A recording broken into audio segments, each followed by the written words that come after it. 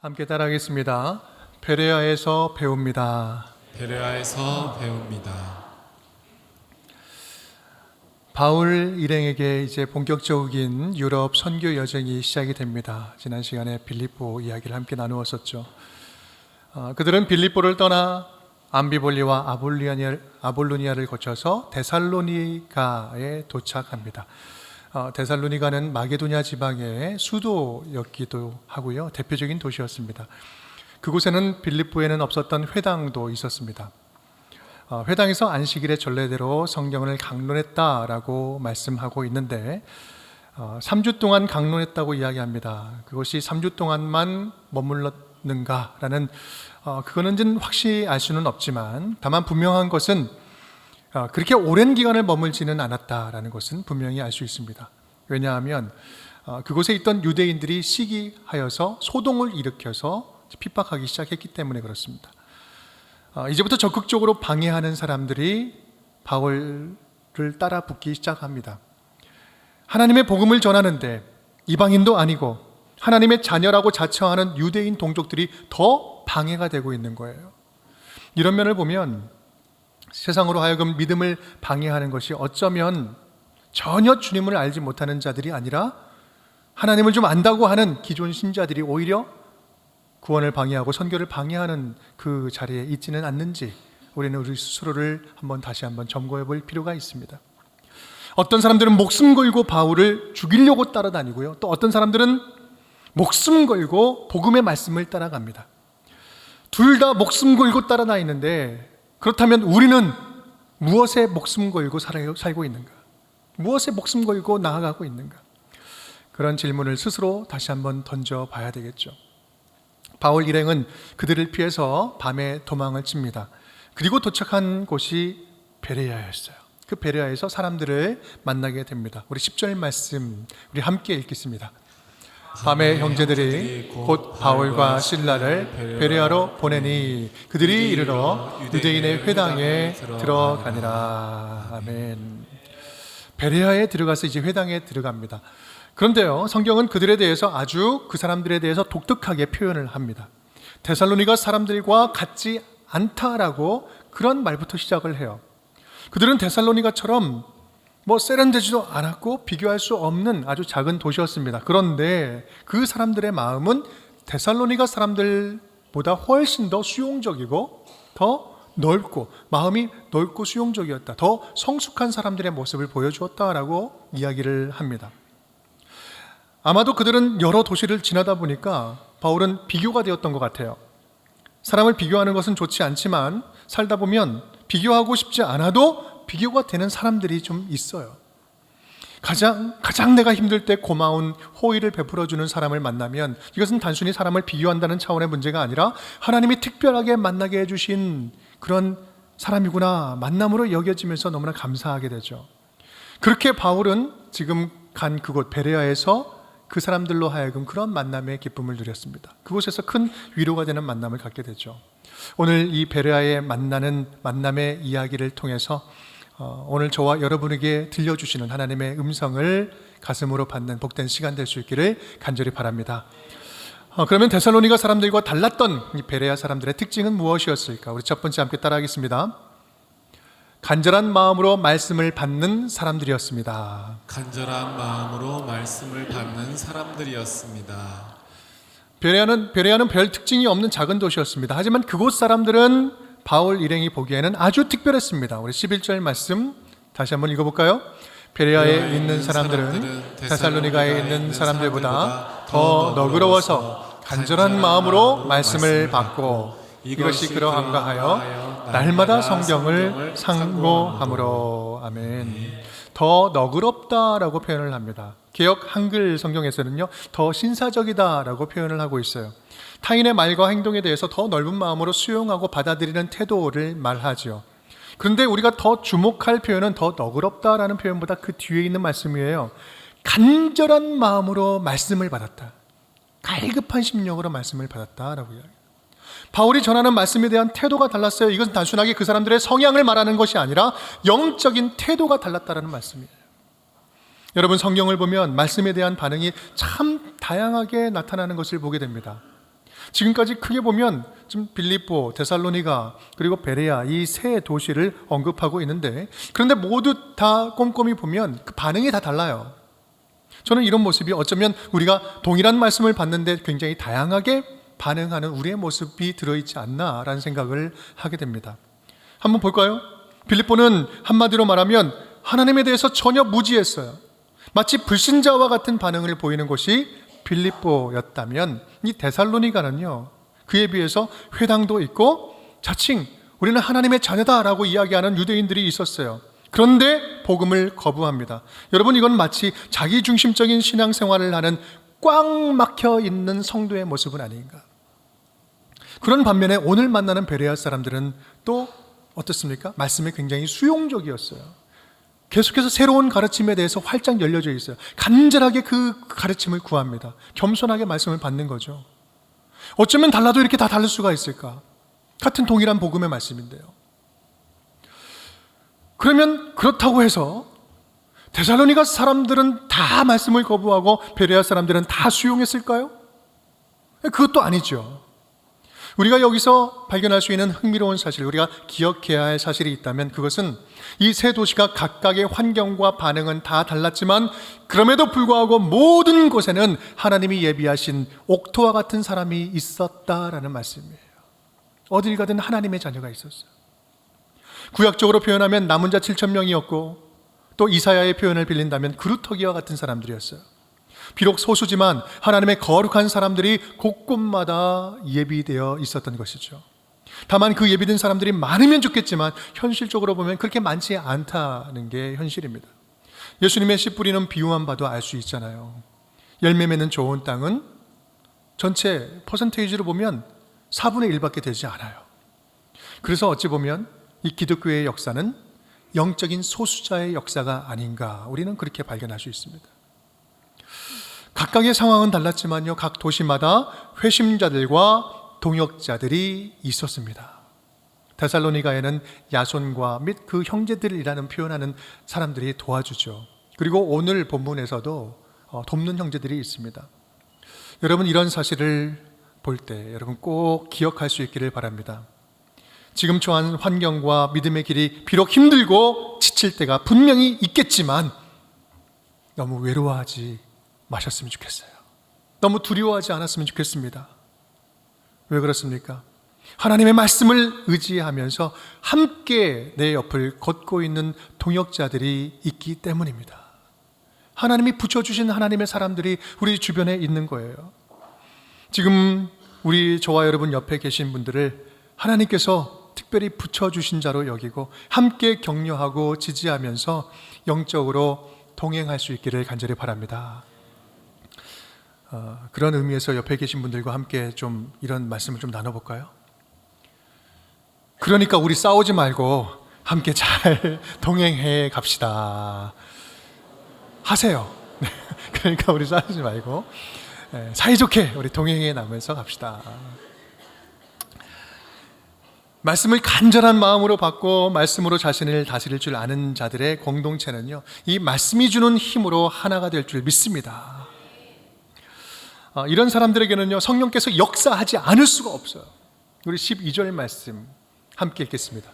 그 중에 믿는 사람이 많고 또 헬라의 귀부인과 남자가 적지 아니하나. 아멘. 그 중에 어땠다고요? 믿는 사람이 많아졌다라고 이야기합니다. 간절하게 진리를 찾고 말씀을 듣는 자에게 성령은 여지없이 능력이 되어서 그 사람 안에 침투해 들어가시죠. 말씀을 사모하는 자에게는요, 반드시 정직한 변화가 일어날 수밖에 없습니다. 그것은 그때나 지금이나 마찬가지 아닙니까? 그런데 문제가 있어요. 문제가 뭘까요? 문제는 그러한 간절함이 우리 안에서 자꾸 식어져 간다는 게 문제예요. 갈수록 우리들의 신앙이 어떻습니까? 최소 투자, 최대의 효과를 추구하는 효율적인 신앙으로 변해가고 있어요. 그러면서 자연스럽게 우리 안에 주님을 향한 갈급함, 간절함이 식어지고 사라져가고 있는 거죠. 전설처럼 내려오는 우리 믿음의 어머니들의 이야기들 참 많이 있잖아요. 예를 들어서 여러분 그 주일 헌금할 때 다리미로 달아서 그 헌금했던 이야기 너무나 많이 듣고 아는 이야기잖아요. 여러분, 하나님이 다리미질 안 하면 헌금 안 받으십니까? 아니잖아요. 그건 뭐예요? 주님을 향한 간절함이고 마음의 표현이잖아요. 가진 것은 아무것도 없으나 너무나 적지만 주님을 향한 마음만큼은 큽니다. 마음만큼은 간절합니다. 그것 말하고 있는 거잖아요. 이게 믿음의 우리가 받은 유산 아니겠어요? 코로나 이후로 더욱 신앙생활이 좀 인스턴트화되는 것은 아닌가 속상할 때가 있습니다. 예배도 그렇고요, 헌금도 그렇고요, 신앙 고백도 그렇고요, 섬김도 참 갈수록 심플해져요. 뭐 이렇게 좀 심플해질 수는 있겠지만 문제는 간절함도 함께 사라진다는 게 문제예요. 그러다 보니 말씀을 듣는 것도 매일 주님을 만나는 습관, 겸손한 자세는 사라지고 주일에 말씀 한 번 듣는 것으로 만족하거나 아니면 언제든지 몇 번 터치 몇 번만 하면 나오는 유명한 그 설교, 유튜브 설교 말씀으로 끝내버려요. 여러분, 간절한 마음으로 말씀을 듣고 매일매일 스스로 말씀을 먹지 않으면 반드시 문제는 발생됩니다. 신앙이 자라지가 않아요. 신앙의 연수는 20년, 30년인데 말씀을 계속해서 옆에서 또 먹여줘야만 먹을 수 있다면 여러분 그 몇 살짜리 신앙입니까? 1살짜리예요. 여러분, 하나님의 말씀, 하나님의 소리 듣기를 얼마나 간절히 원하고 계십니까? 얼마나 갈망하고 계십니까? 오늘 말씀을 통해서 그 갈망함과 간절함이 다시 회복될 수 있기를 주님의 이름으로 축복합니다. 나를 살리는 생명의 말씀을 간절히 사모하면서 그것이 매일매일의 영성이 될 수 있기를 바랍니다. 이번 연합 부흥회 때 받은 말씀 가운데 두 번째 날인가요? 또다시 기억나는 말씀이 있어요.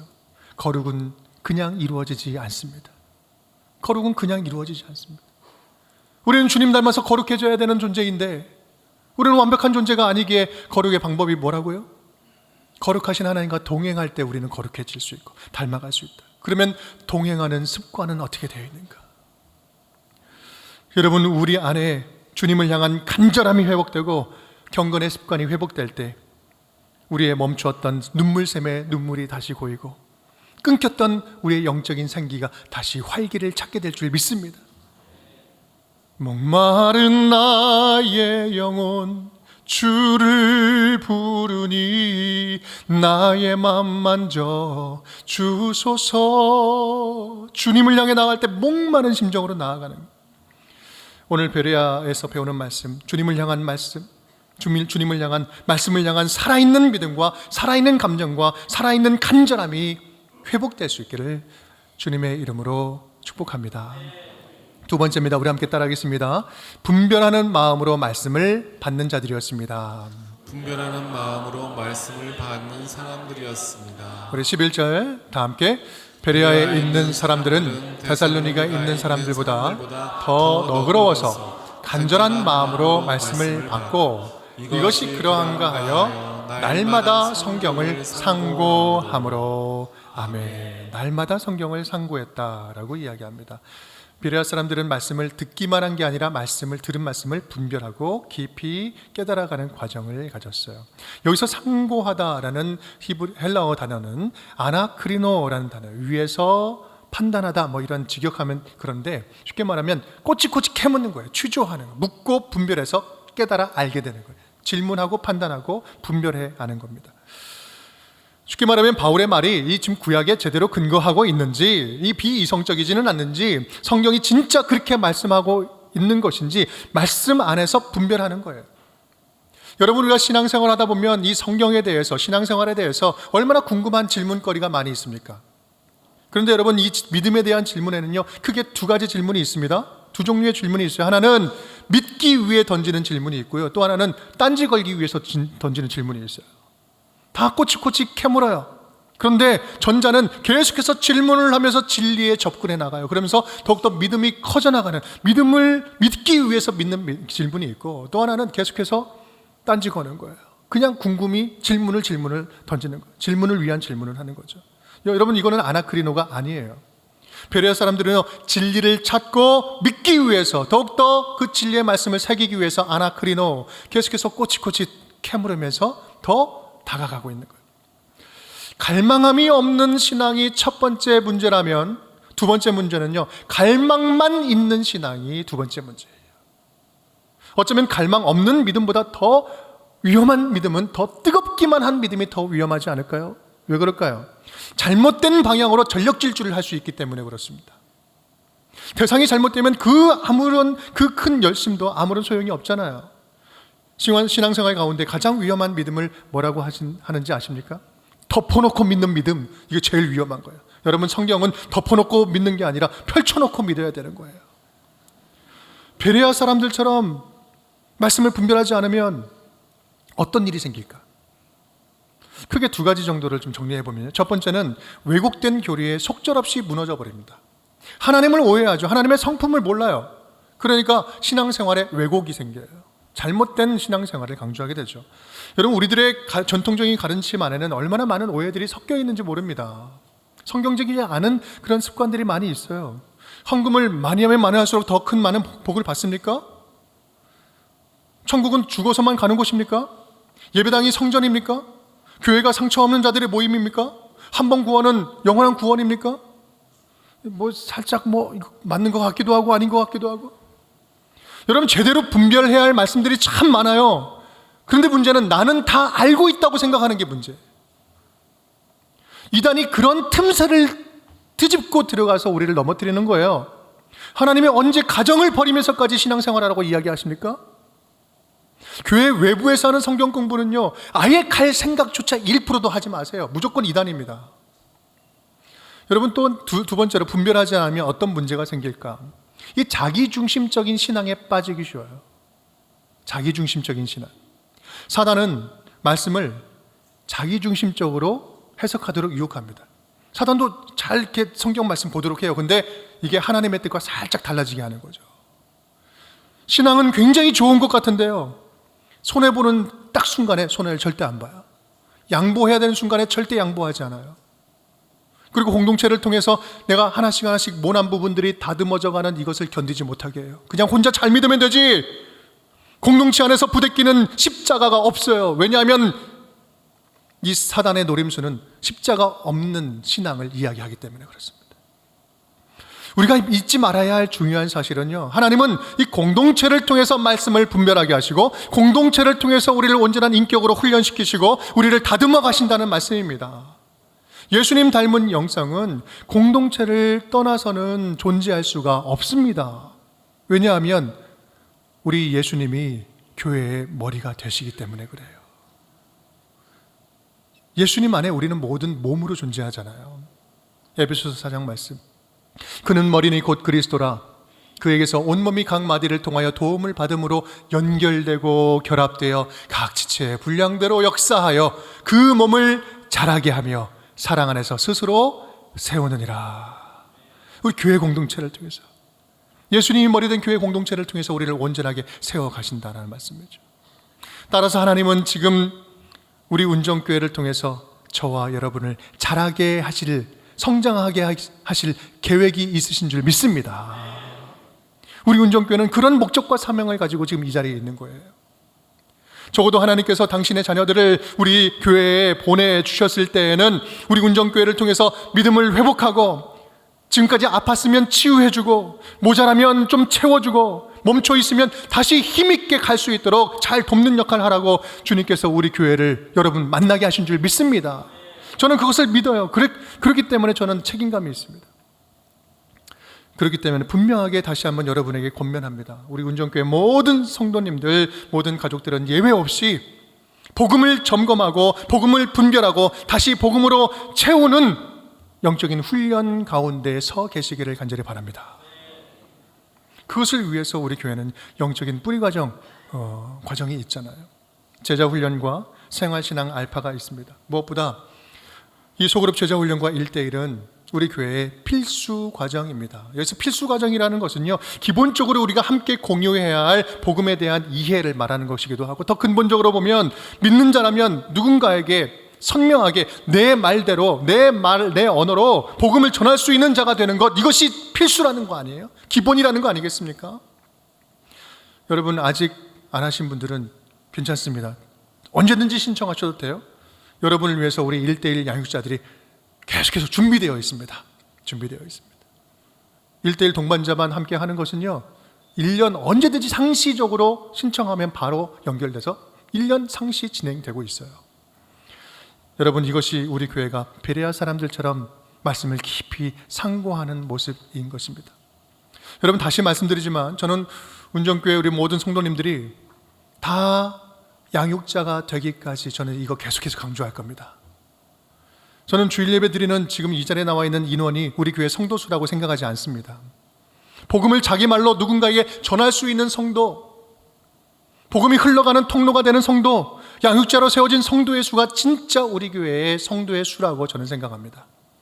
그런 면에서 보면요, 우리 교회는 덩치는 큰 것 같지만 정말 작은 교회예요. 아직 작은 교회예요. 아직 개척교회예요. 말 그대로. 여러분, 예수님 주변에도 많은 사람들이 있었습니다. 큰 무리도 있었고요, 제자들도 있었습니다. 간절히 바라기는 귀로만 말씀 듣는 무리 가운데 계시지 마시고 삶으로 말씀을 따르는 제자들이 다 될 수 있기를 간절히 바랍니다. 저는 우리 파주가 이 베레아와 같은 도시가 되면 참 좋겠다는 소망이 있습니다. 베레아처럼 작은 도시지만, 서울 그 중심에 있는 건 아니지만 하나님이 보시기는 큰 도시, 영적인 수도와 같은 도시, 말씀에 반응하는 사람들이 몰려드는 도시, 그 가운데 다시 한번 믿음의 회심이 일어나고 복음이 흘러가는 그런 아름다운 도시, 아름다운 교회, 말씀으로 제자들이 계속해서 세워지는 베레아와 같은 파주 거룩한 및 운정교회가 될 수 있기를 주님의 이름으로 축복합니다. 세 번째입니다. 함께 따라하겠습니다. 말씀 안에서 한 가족이 된 사람들이었습니다. 말씀 안에서 한 가족이 된 사람들이었습니다. 말씀을 통해 진리를 발견한 베레아 사람들 중 많은 사람들이 믿음을 가졌고 그 결과 그 지역에 큰 변화가 일어나게 됩니다. 베레아 사람들은 말씀에 민감하게 반응함으로 영적으로 변화를 경험하죠. 그런데 그 신사적인 도시인 그 베레아에 또다시 문제가 발생됩니다. 그것은 데살로니가에서 반대하던 유대인들이 여기까지 쫓아와가지고 또 소동을 일으키는 거예요. 13절 말씀 다 함께. 데살로니가에 있는 유대인들은 바울이 하나님의 말씀을 베레아에서도 전한 줄 알고 거기도 가서 무리를 움직여서 소동하게 하거늘. 이제부터 바울은 본격적인 도망자 신세가 됩니다. 목숨이 위태로워지기 시작한 거예요. 그런데 특별한 모습을 우리가 여기서 좀 발견할 수 있는데 14절 15절 밑줄 친 부분만 우리 함께 읽어볼까요? 형제들이 곧 바울을 보내어 바다까지 가게 하되 바울을 인도하는 사람들이 그를 데리고 아덴까지 이르러. 형제들이, 그리고 바울을 인도하는 사람들이 등장을 합니다. 이 사람들은 전에 없던 사람들이었어요. 드로아에서 바다를 건너간 사람이 지금 그 선교팀이 몇 명이에요? 성경적으로 보면 4명이죠. 바울과 실라, 그리고 디모데와 누가, 이렇게 볼 수 있어요. 그런데 지금 여기에서는요, 다른 형제들이 언급되고 있습니다. 바울을 바다까지 인도하고 바울과 디모데는 그 베레아에 남깁니다. 지금 여기서 뭔가 함께 협력하는 선교팀 조직이 보여요.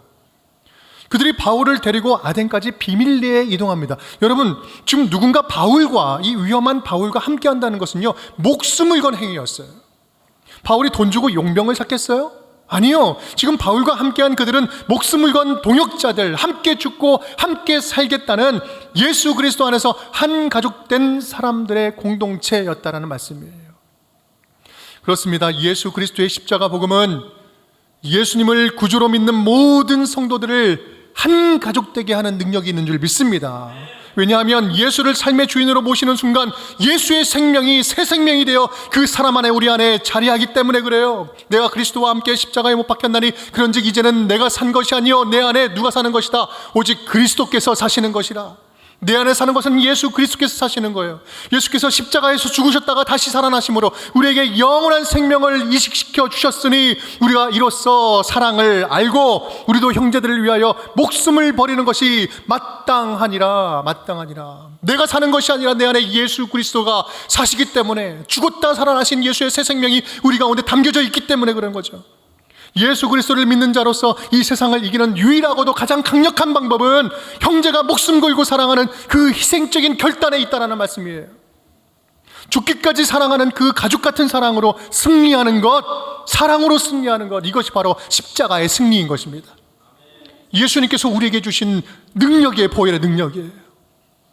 그 믿는 자들의 형제 사랑의 힘이 얼마나 강력한지, 사랑의 힘이 얼마나 위대한지, 복음 안에서 한 가족 된 그 사람들은 바울이 바울과 함께 죽기 살기로 동역하면서 가는 곳마다 목숨 걸고 교회를 세우고 가는 곳마다 무너진 도시를 다시 회복하고 어떤 위험 속에서도 초대교회 선교의 역사를 함께 써내려가는 사람들이 되었습니다. 여러분, 바울의 전도 여정은 여러분 잘 아시겠지만 더 험난해집니다. 더 죽음의 위협은 더 심해져요. 하지만 그럴수록 선명하게 보이는 것도 있습니다. 예수님이 하신 말씀이 우리 함께 따라하겠습니다. 함께 하겠습니다. 나를 보내신 이가 나와 함께 하시도다. 나는 항상 그가 기뻐하시는 일을 행함으로 나를 혼자 두지 아니하셨느니라. 아멘. 어떠셨다고요? 나를 혼자 두지 아니하셨느니라. 홀로 두지 아니하신다. 하나님은 하나님이 기뻐하시는 일을 행하는 주의 자녀들을 위해서 홀로 두지 아니하셨다. 여러분, 이것이 우리에게 주시는, 오늘 우리에게 주시는 복음 아닙니까? 지금 옆에 계신 분들, 의미 없이 그냥 만난 것처럼 보이는 함께하는 믿음의 동역자들, 하나님이 저와 여러분을 홀로 두지 않게 하려고 붙여주신 하나님의 사람들 아니겠습니까? 그렇게 우리 운정교회가 있어서 우리가 함께 신앙생활을 할 수 있는 거 아니겠어요?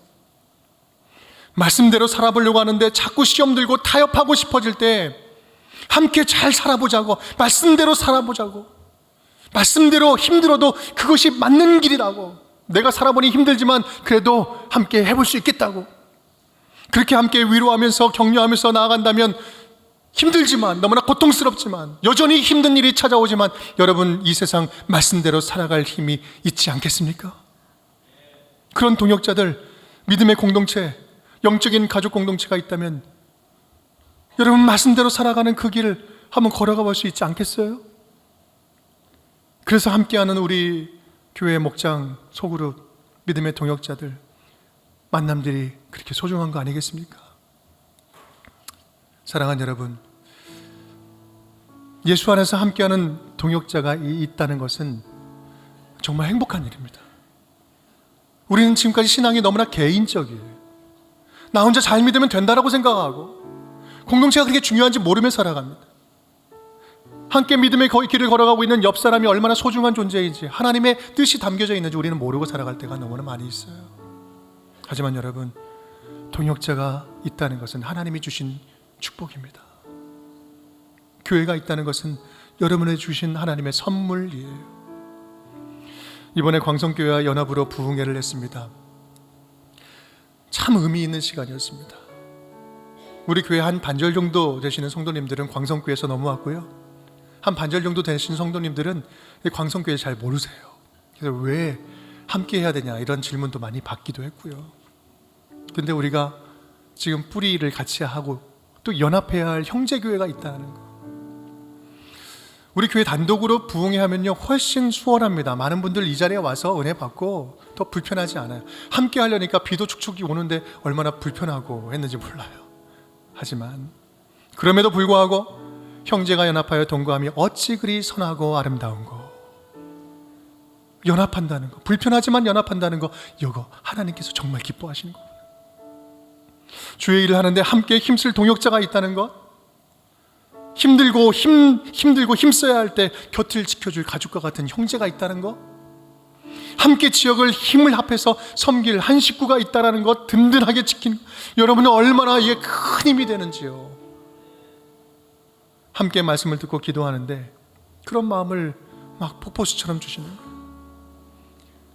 연합하기를 기뻐한다. 연합하기 얼마나 힘듭니까? 하지만 마음을 결을 같이 해서 함께 하나님 나라를 함께 세워가는 것, 정말 가치 있는 일이다. 힘들지만 한 마음 품고 함께 형제들이 연합하는 것, 말씀 안에서 하나가 되어가는 것, 주님께서 기뻐하시는 일인 줄 믿습니다. 그런 일들이 좀 더 많아졌으면 좋겠어요. 우리 교회만 잘하는 것이 중요한 것이 아니라 주님 나라 함께 세워가는 게 중요하잖아요. 우리 형제교회들, 그리고 우리 교회에서 분립한 예한교회, 또 우리 프량기교회, 형제교회뿐만 아니라 우리 지역의 우리 여러 작은 교회, 큰 교회 함께 연합해서 정말 하나님께서 기뻐하시는 것을 힘을 합해서 나아갈 수 있는 그 일에 책임 있는 교회가 되었으면 좋겠습니다. 그 일에 함께 동참하는 모두가 되었으면 좋겠어요. 오늘 말씀을 통해서 여러분, 주님 말씀을 간절히 사모하고 갈급해하는 우리들의 모습이 회복될 수 있기를 간절히 바랍니다. 말씀 안에서 하나님의 기쁨과 동역의 기쁨을 누릴 수 있는 교회가 되었으면 좋겠어요. 그리고 교회들이 연합하여서 주의 나라를 위해서 함께 힘쓰는 데 책임을 다하는 교회가 되었으면 좋겠습니다. 그 일에 저와 여러분 베레아 사람들처럼 말씀 안에서 견고한 가족 같은 교회, 성숙한 교회, 성도들이 다 될 수 있기를 주님의 이름으로 축복합니다.